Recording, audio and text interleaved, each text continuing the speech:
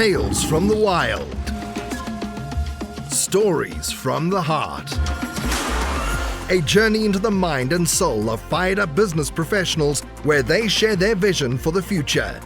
And hear from a different non-profit organization every month as they create awareness of their goals and their needs. Dive into a world of untamed passion as we join our host, Shireen for this month's episode of Friends from Wild Places. Good day, Wild Hearts. Shireen here. I'm your virtual bookkeeper and QuickBooks advisor. Let's talk about unhappy customers. We all get them as business owners, don't we? It's normal, but it's a frustration to do the paperwork for the credit memos or refunds for these unhappy customers when you have so many other things on your plate to focus on. If you have the extra service of accounts receivable management with me, imagine how much less stress you'll feel if you could just phone up your bookkeeper and let them sort it out. All you have to do is damage control. Call me today and allow me to stay on top of your books so you don't have to. If you want to know more about Shireen's bookkeeping services, go check me out at www.shireensbookkeeping.com and allow me to keep your books clean. Awesome. Welcome back. You are listening to Friends from Wild Places. I am your host, Shireen, and I'd love to introduce you to Michele Adler, who is a life coach and well-being expert from Florida, United States. It's so good to have you on the show, Michele. Welcome. Thank you, Shireen. I am very excited to be here and spending time with you this morning. Thank you so much for having me. Oh, it's an absolute honor. Thank you, Michele. So, Michele, unfortunately, here in South Africa, we recently had a situation where a very famous rapper, and some people will know it across the globe, but other people don't really know him. He's called AKA, his real name is Keenan Jared Forbes. We have a very popular commercialized road here in Durban, KwaZulu-Natal, which is the province that I live in.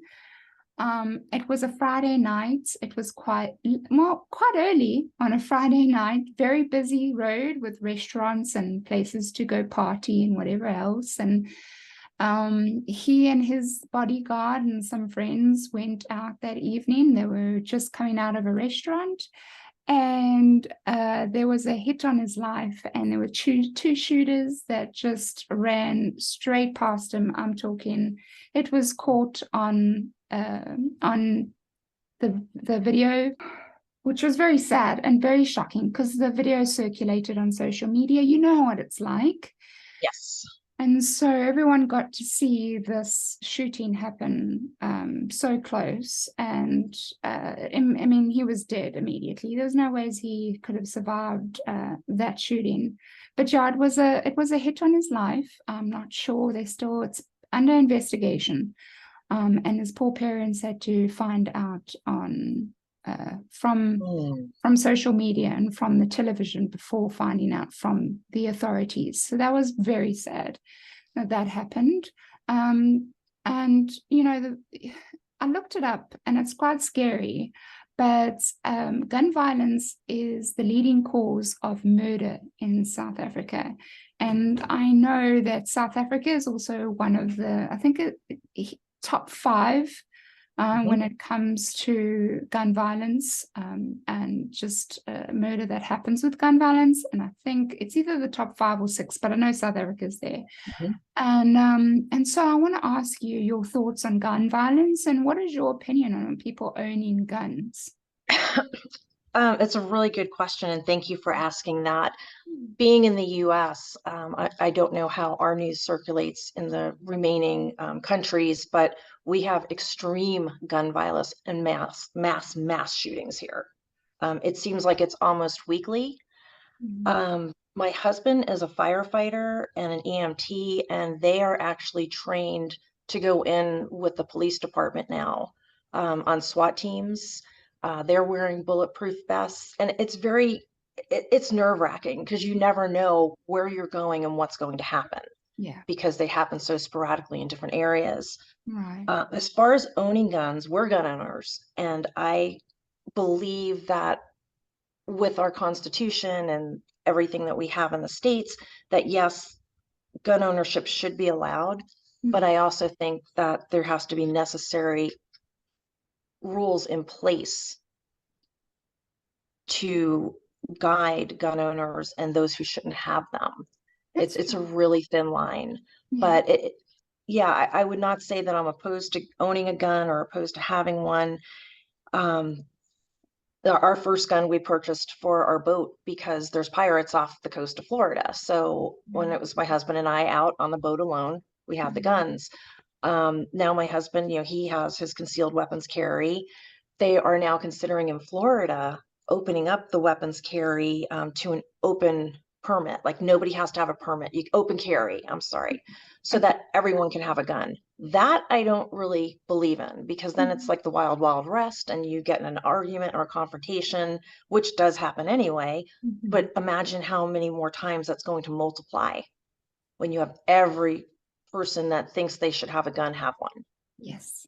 Right. I'm on a similar thought pattern as you. I don't see the problem in owning a gun. I think you should definitely go for training before you ever decide to take on holding a gun, shooting a gun. I get it. These people that should never have guns in the first place, especially in South Africa. I don't know what it's like in America, but they will get their guns on the black markets. They'll get their guns some way, shape, or form. So whether they make it illegal or not won't help. It will not help. They will exactly. Yes, I agree. So, for me, I actually would like to go for some lessons. I want to learn how to handle a gun. I want to learn how to shoot a gun correctly. And I 110% would like to get a license and have my own gun for my own protection. I am a single woman. I am in the minority in this country, South Africa. And I don't know how long I will be traveling by myself, and I want to live my life. I want to enjoy my life. And South Africa is one of the most beautiful countries in the world. I have just recently come back from a backpacking trip in the mountains. And there I went with other backpackers, but I had to travel there by myself. I stayed there by myself before we met up with other backpackers. And last year I went to the Kalahari, but that was purely by myself with my sausage dog. And I've got to live my life. So I want to learn how to handle guns to protect myself when the time comes. So that's what I feel when it comes to that. And I'm very thankful that you shared your opinion, Michele. But yeah, I think in the day and age that we live in, I think it's, yes, a responsible gun owner is the correct gun owner. I mean, we have a huge gun safe. Our smaller guns are in locked boxes. We don't have children, and we still provide that safety net so that they're all put away, locked up, and only out for when they're meant to be used. And then the other thing here in the States that's really becoming prevalent is, I notice I'm doing it when I go to a store or a concert anywhere now. I'm always looking for that exit when I first get there. And I think that's really important. I don't know if you're having like that type of violence in Africa, but here it seems that you really have to know your way out before your way in. Yes, 100%. Yeah. Very wise words. So thank you very much. We won't spend much time further on that topic. That's fine.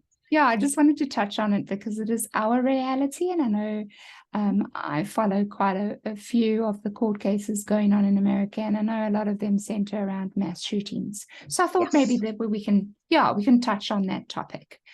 But how we met, Michele, is I liked one of your posts in one of the LinkedIn networks that you and I are both part of. That's in Florida based. And we connected and I invited you to one of my BNI meetings. But Michele was actually a part of BNI in the past. And I'd like to know from you, Michele, what did BNI do for you and why did you leave? BNI was a game changer for me with my business. At that time was a new massage therapist just starting out. and did not have a lot of background. I came from a legal background of 10 years and decided to escape corporate and went into massage therapy. So the BNI group philosophy, culture really taught me a lot about myself, about my business, about working with others. And as they say, givers gain. Right. So you get back what you give. And we had a very special group. I was in it for many years, and in fact, in and out, due to different reasons. But I always had such a wonderful time with our group. They were wonderful people. The referrals were very good. I mean, of course, you get referrals. They don't always work out, but I would say the majority in BNI definitely did. Yeah. Yes. Yeah. Mm-hmm. Yeah. Do you think it's important to be part of a networking group? I think so. And especially now, coming out of COVID and having to get socially acclimated again, I find that I think it should be done both virtually and in person. And I really like the virtual concept of it now because I would never have met you had we not met through a networking group. Right. And I really wish they would do more of that in BNI, that they would have more groups available and maybe tweak how it runs, how it operates as far as your referrals and your outreach, Yeah. because I think it could really expand BNI tremendously. Right. Yes, because I think each person has a vision for their business as a business owner, and you don't know what that could entail. And I mean, that's why they're getting into the USA customer base, and virtual meetings really assist with that. So, and also, I mean, the pandemic has really taught us that, we're not limited to our country. We can really broaden our horizons and get into global business very easily. Yes. And I don't think that was really looked at as closely prior to the pandemic. So I'm very thankful for it. When my clients would ask me, when is everything going to go back to normal? My answer would be, well, what if this is the new normal? What are you going to do with it? Yeah. Because it was kind of like that deer in the headlights. Oh no, everything stopped. What do I do? Right. And BNI, I think, is really good because you have mentors of people at different levels of starting businesses, people who have had businesses for 25, 30 years, and you're comfortable asking them those questions you may not normally ask someone outside of the group for help. Yes. Yeah. No, that's so true. So if you're listening and you are a business owner or entrepreneur, and you have your business either in the Bay Area, and you would like to actually join a virtual networking group, or would like to just visit one just to get a little bit of a taste for your own next potential networking group, please, you're more than welcome to come and visit my networking group. It is High Performance Referrals. We meet every Tuesday on Zoom at 7 a.m. PST time. That's 7 a.m. PST time. Please go ahead. You can register. All the information's in the show notes. Or you can even just email me at shireen@shireensbookkeeping.com, and I can help you register. And you can just come and visit and see what you think. There's no pressure in joining. Yeah. And it's a lovely group. Thanks, Michele. Great. You're welcome. So yes, I have a little bit of a quote that I'd like to share with you, Michele. It's change will not come if we wait for some other person or some other time. We are the ones we've been waiting for. We are the change that we seek. This is from Barack Obama, and I have goosebumps just repeating that because I think it's a very impactful quote, especially based on what we just touched on, which is the gun violence. Yeah. Change begins right here. Yes, change. The change comes from within. Yes. Yeah. And no one can offer it to you that here's a gift, I'm going to change you. You have to want to be able to do it yourself and have that vision and dream and go for it. Yeah. No, I agree. So what does it mean to you personally to change? So I've had to change many times throughout my life for career, medical, family. So I've really gone through all the facets of, if it's going to happen, it'll happen to me. And it's really taught me how to adapt, to be open to learning, Right. to try to understand the other person's side, which I don't think a lot of us do, where we become judgmental very quickly and don't really think about the deeper side of why that person may be acting or reacting the way that they're acting. Right. And I really feel that if we were able to be more open with ourselves, the world would change tremendously. Right. 100%. I agree with you.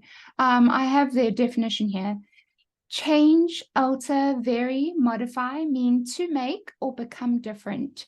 Change implies making either an essential difference, often amounting to a loss of original identity, or a substitution of one thing for another. So I thought that was, That's my life in a nutshell. yes. Even me, you can't change anybody else. You can't change situations, most situations.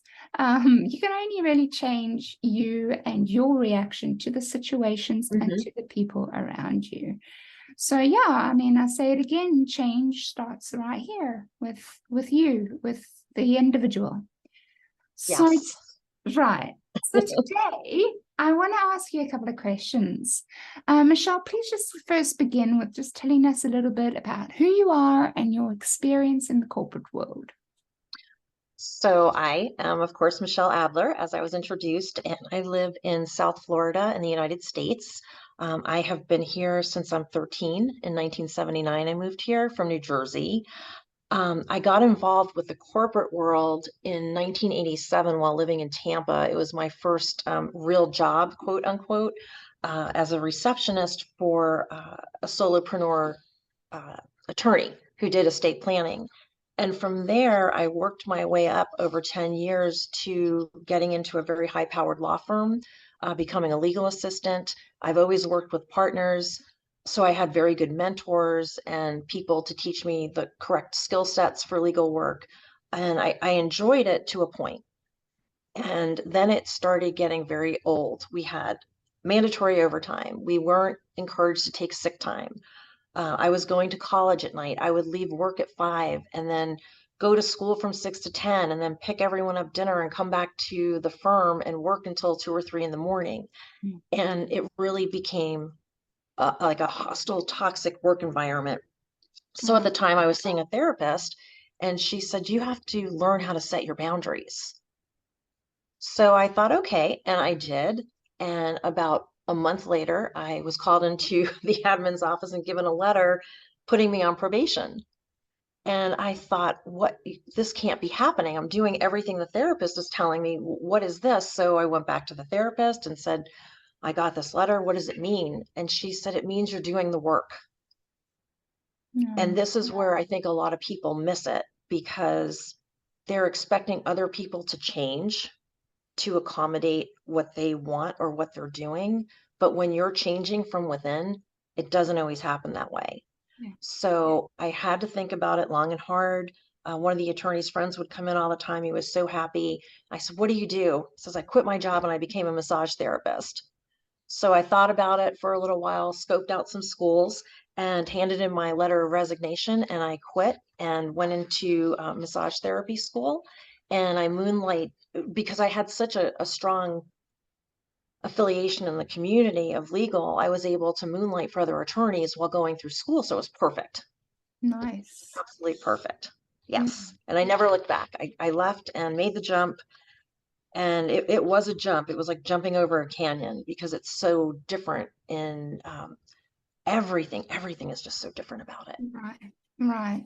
That's amazing. And you touched on it a little bit, but if you could just expand more on what happened to you to make the career change to a well-being expert and life coach. That's a big jump. Yeah, that was a big jump too. I think that comes from when I finally became licensed as a massage therapist And I'm a learner. I'm a sponge. I am always trying to find out as much as I can about everything. That's a good So thing.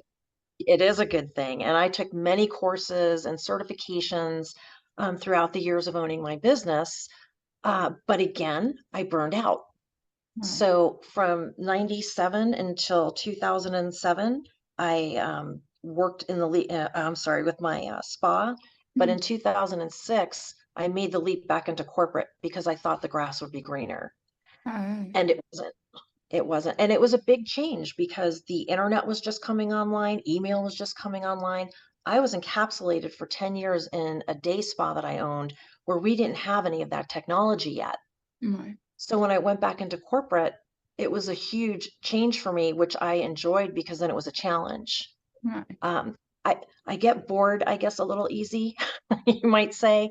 So go back now to 2008. I go back and get my esthetician's license, more certifications, stay in the corporate world. But then in 17, fast forward many years, we were selling off the last of the companies that we had acquired for the person I worked with.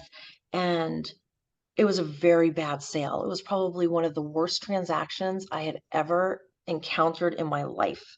And it was months of it. It wasn't just like a week, it was months and months of this toxicity. And it finally closed. We got rid of the person who was causing most of the problems. And then 2 weeks later, I was diagnosed with cancer, which was huge. And the people that I worked with were great because I'm like a cat. I've been struck by lightning. I've been bit by brown recluse spiders. I've had heart surgery, and now I have cancer. And the hardest thing about that was, who do I tell first? Do I go back to work and tell my boss? Do I call my mom? Or what do I do with my husband? Because his brother died in 2013 of leukemia. So it was a very transitional and very hard time for me to get through. Wow. But I had a lot of support and stuck to my guns with my holistic care and medical care. I combined the two of them together. In fact, I did acupuncture and I didn't lose my hair, which was amazing. I thought I was going to lose it, so I cut it all off, and then I wound up not losing it. You So mean that losing was a your good hair thing from, sorry, you mean from the losing your hair chemotherapy. from chemotherapy? Yes. So you did I acupuncture and you didn't end up losing your I hair? Are did you, not end up losing my hair. wow. So you think, well, you believe the acupuncture was the reason for that? Yes, absolutely. Okay. Sheesh. Yes. Okay, that's Yeah. interesting. It was very interesting. And the reason I believe it is that the theory behind it was, nourishing the blood, because the chemotherapy is killing everything. Then you have this energy work coming in. And I'm also an energy practitioner, so I understood it and knew how to work with it. Right. So I think that that really helped. But once I finished everything, I wanted to change again. But I couldn't go back to doing massage or facials because of the chemotherapy side effects at the time, with tremors and all of these other things going on. And my mom mentioned life coaching. Well, actually, she said, why don't you do that stuff that you do, that you like to talk to people?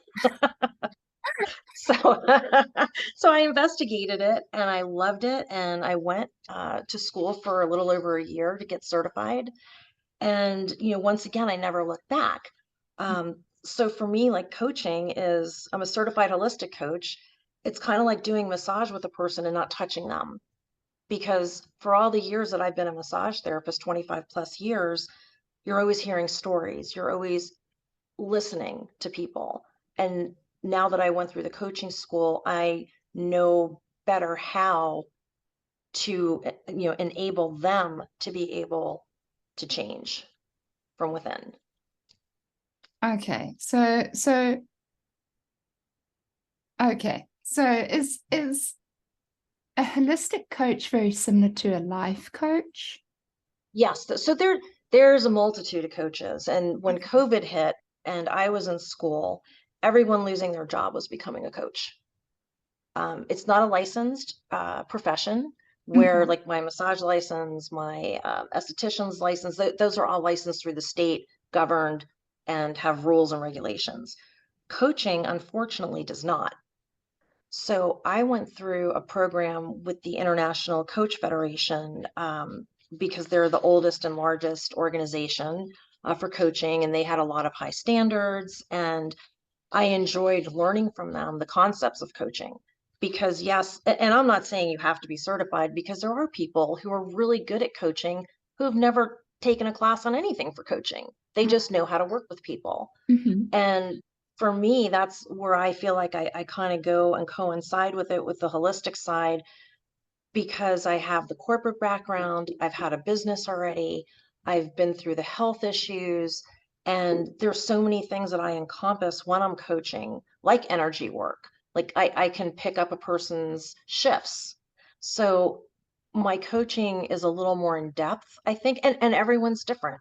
So my suggestion, if you want to coach, is to really sit down, have conversations with them before you decide who you're going to work with, because you have to be comfortable with their techniques, how they work, and also what your expectations are. Okay. All right. No, that's interesting. I think there's a lot of people that don't really understand what a holistic coach is. I think life coach is quite a common Yes, word across the that board. people hear, right? But a holistic coach is obviously something that not a lot of people understand. Yeah, right. And that's very true. So for me, holistic coaching is working. So you have career coaches, you have business coaches, you have health coaches, weight coaches. Holistic coaching for me is really pulling everything together to broaden the coaching experience for my clients, because again, well-being is where I anchor Mhm. my niche. And if you aren't settled in that area of your life, it really is hard to get everything else in line. Right. So I consider myself like the first offense. I don't like to consider it defense. It's your offensive move to break into wellness. And I like to describe it where it's like dominoes falling. You know, you tip one domino and then it tips the next one and the next one, and it opens things up for you. And that was an experience I had. I did EMDR therapy, which I won't get into because it's very there's a whole bunch of stuff to it. But what I learned from it was what I thought it was supposed to do, it did so much more. So I had two cats that I had to put down, and they were my first pets that I ever had to do that with. I was traumatized, Yeah. and I did the EMDR for some family stuff, and then I realized I'm not crying anymore when I talk to the cats, and you talk about them. And that was huge for me because it was years and years of it that I lived through. So I like to think of holistic coaching in that way, where you're working on things, filing it, and then it's also pulling in other areas of your life. And I don't like to use the word correct. It's more of a transformation or a shift. Okay. Right. Does that make sense? Yes. So you don't have to go into too much of it, but just tell me what EMDR stands for. Um, ERI, movement, rapid, I believe, development. So you can do it either with a light bar, you do it with a professional trained therapist, and Okay. it's either performed with a bar with blinking lights, or I did it with by audio and clicking because I have migraines. So I couldn't handle the light movement. Right. But it is absolutely incredible. I did it twice and I could not believe how many things shifted for me. Sure. Wow. So, and that's what I bring into my coaching, is all of these experiences that I have gained over the years. And, you know, not to mention when I was a little kid, I was a little chatty Kathy. I was all over the place talking to everybody. So I definitely found what I think is going to be my career for the rest of my life. Right. I love that. When you know exactly what you want to do for the rest of your life. It's Mhm. big. Yeah. Yeah. So tell me, I know you mentioned a couple of the struggles already that you've faced in your life, and it sounds like quite a few.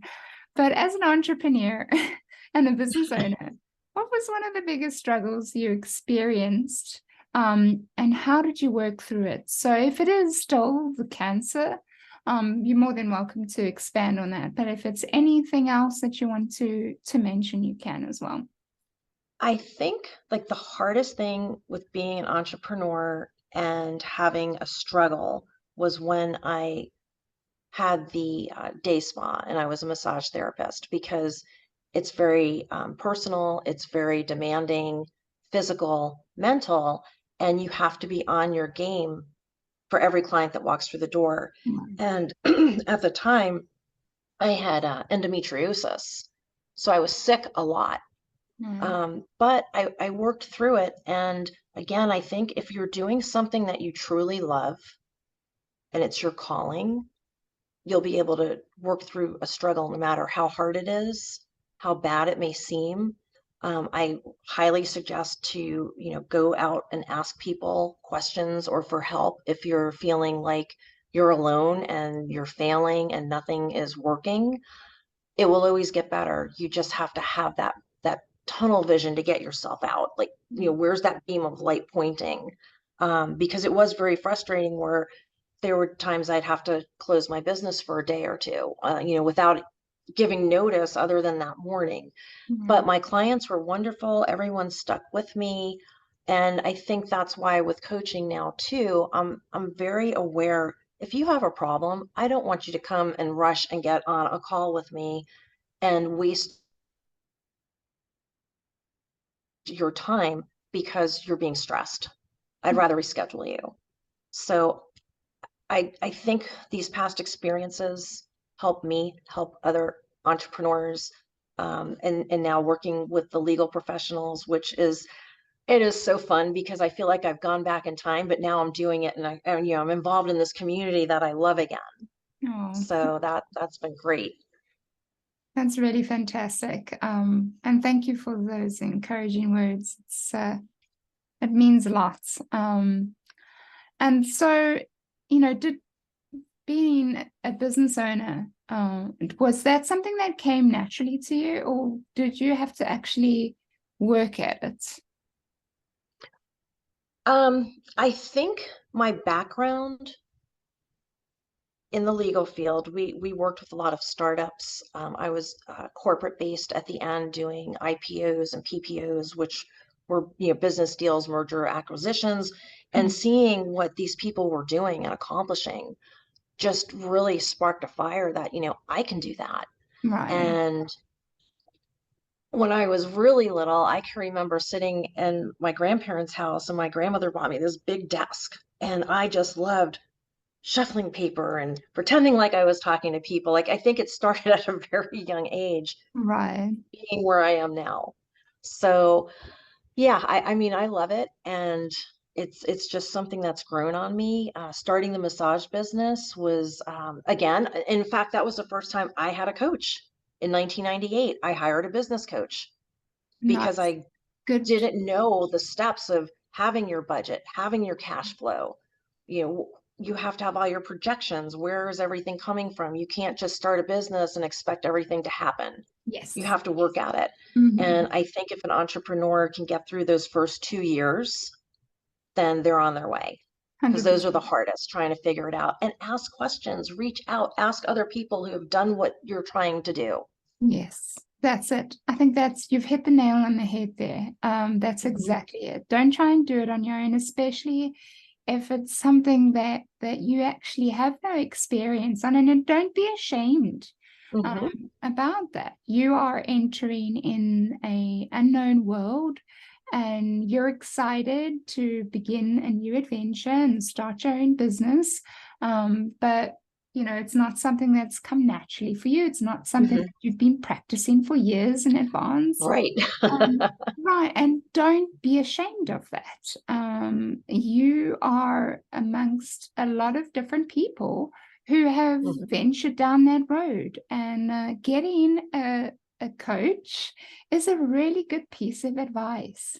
I know I did, and they ended up coming, in my networking group.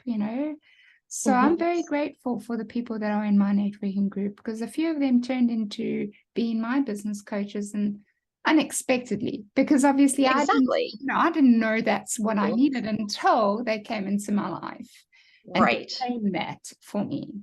So Thanks, Michele. That's so true and a very good advice to the listeners out there. So I want to take a little bit of a break and just chat more about the podcast, Friends from Wild Places. Here at Friends from Wild Places, we do use Buzzsprout. I started this podcast to share stories from other business owners and to bring support for young entrepreneurs all over the world. When business owners start out, we have such a fire in our hearts and excitement to start our own businesses. But when things get tough, I want us to know that we're not alone. I feature nonprofits every month to try and make a difference or give a helpline to someone in need. Do you have a message you want to share with the world? Or maybe you just think it would be fun to have your own talk show? Podcasting is an easy, inexpensive, and fun way to expand your reach online. To start your own podcast and get a $20 Amazon gift card, follow the link in the show notes. This lets Buzzsprout know we sent you and helps support our show. The team at Buzzsprout is passionate about helping you succeed. So that was perfect timing because of what we were chatting about. So yeah, that's awesome. All right, so I want to ask a few more questions. Sure. Thank you again for being a part of this episode today, Michele. What event in your life, if you could do over again, would you do differently? Differently. Mm-hmm. I would have went to a 4-year degree college to have the experience. I was very artsy when I was in high school and was not college material per se. I wanted to do art and be creative, but then meeting my husband, who I'll be with 23 years this year. He's a big Congratulations. Thank you. He's a big University of Miami fan. And I thought, wow, what did I miss? I should have really done that because of the culture and the camaraderie. And I think that would be the only thing that I would change, is having that experience. Well, that's good. I honestly, that was a hard question for me because I really truly believe that everything that happened to me happened for a reason and made me into the person that I am today. And granted, I wouldn't wish some of the things to happen on anybody in this world, not even on my worst enemy. But even on saying that, I know that every time in my life, I was in the right place at the right time and I was meant to be there. And that's just what I believe. So we don't always know why certain things happen, but trust me when I say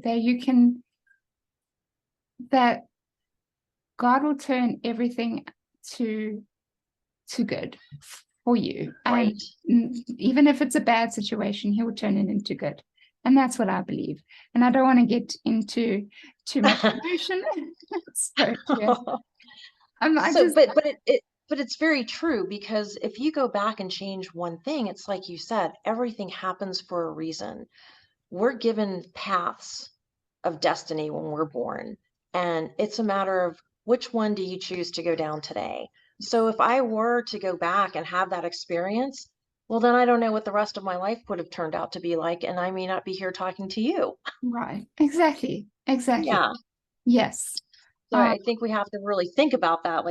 And I love your answer for it. I think that's very open and raw and truthful, and I love it. Yeah. I mean, obviously, it's my core beliefs. Everyone has core belief systems. And Yes. for me, that's part of my core belief system. And I think a lot of us fall into the trap of, I wonder what it would have been like if this didn't happen, or if this happened to me instead, and I, found this and this. Right. It's a trap. It is. Yes, exactly. Yes. Don't do it. come back. I really, honestly, it's you are exactly where you should be. You I don't, feel like I am.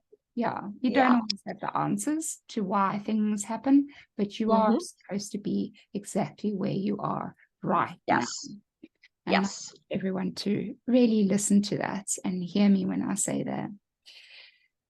So, Michele, I know, again, I always speak about refilling your tank because I think it's crucial. Being a business owner, you end up expending all your energy and time building your business, and there's nothing wrong with that. There's times where, especially in the beginning of your business, it takes a lot of your time because the growth part of a business is tough. It's challenging, but it can also be very rewarding, but it can also take a lot out of you.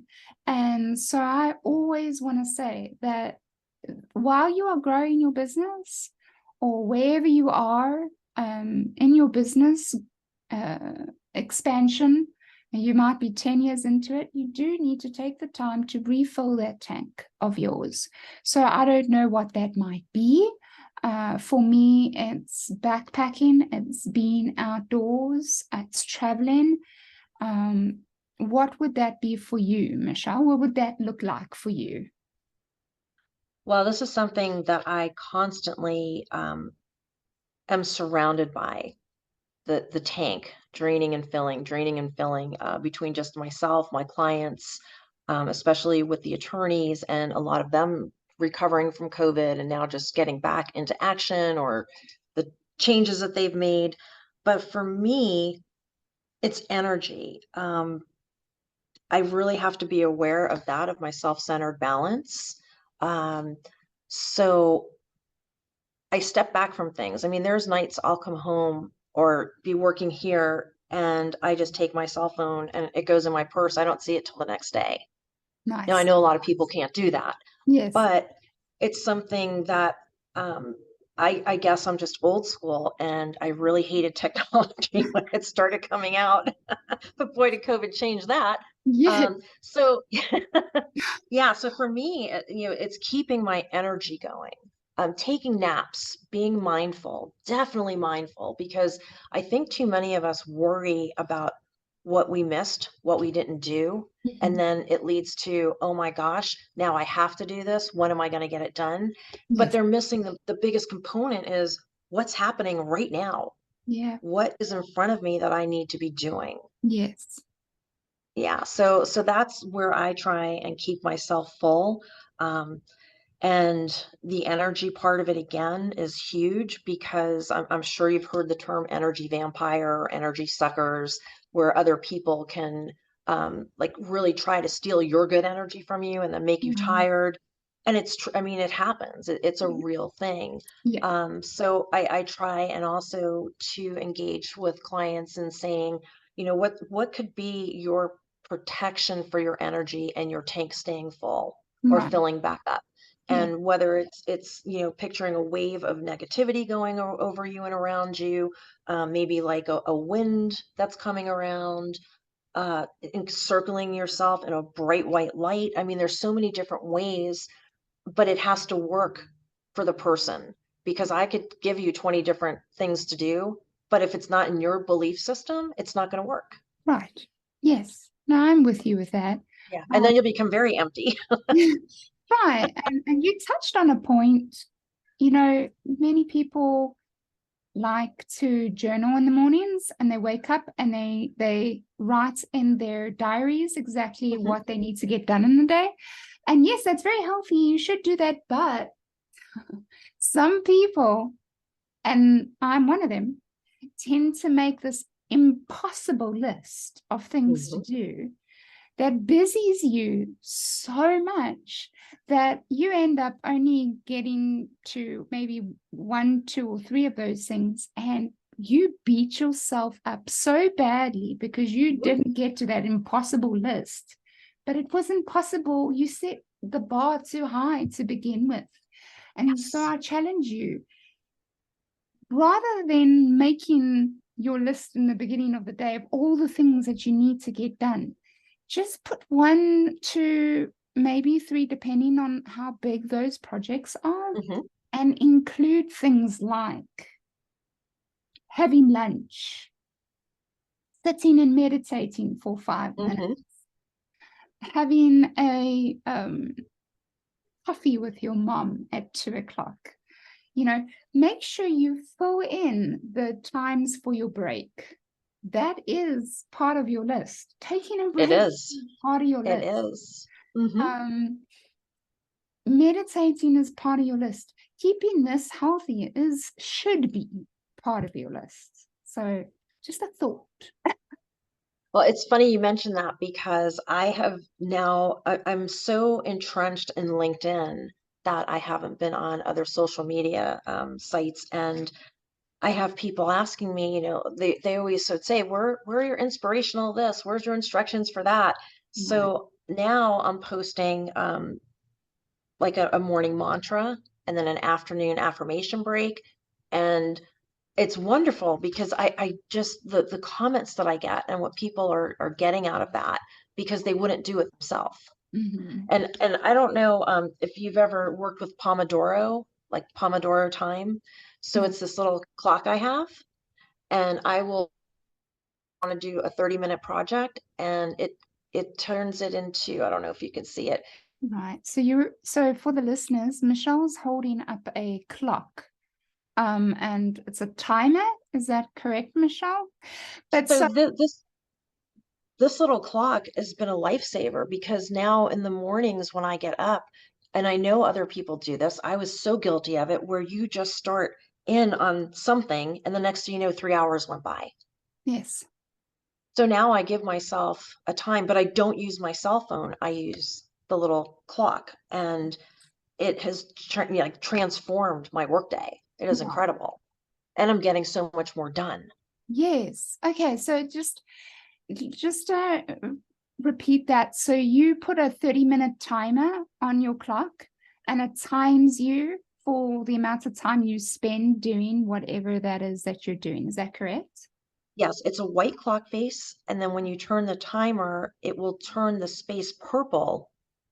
So if I pick 30 minutes will be purple. And then as it times down, it brings the white space back. Nice. So you're not necessarily thinking about what time it is or what time it's going to be. When did you start? You just know you have until that purple ends, and then move on to the next thing. I love that. Yeah, and I learned that from one of my coaches that I had during COVID, because I was getting too involved in things and then not coming up for air. And that's something, along with your filling your tank, you have to come up for air. Yes, 100%. Thank you so much for sharing that, Michele. So we have come to the part of the podcast where we're going to play a little bit of a game. I'm not sure if you've ever played Never Have I Ever. I don't think so. I don't think I ever have. Funny you say that, because basically the game is, I'm going to say a statement, and you are either going to agree with the statement that you have never done this, or you have, and then you have a little bit of a story to tell. Okay. So I'm ready. Yeah, let's go ahead. First one is, never have I ever missed a flight. Oh, I can answer that. I have, yes, I've missed flights. Yes. My gosh. Yes. What happened? Our trip started at 5 a.m. and the airline lied and told us that the plane, it was a mechanical breakdown, but they didn't know that we had one of their traffic controllers with us. We were going on a snowboarding trip, and he said, no, the plane's here. But needless to say, it took us 24 hours to get somewhere. It should have taken us a total of maybe 6, 4 airports and multiple missed flights. So yes. Wow. Yo, that must have been stressful. It was. And then they lost our luggage and snowboards.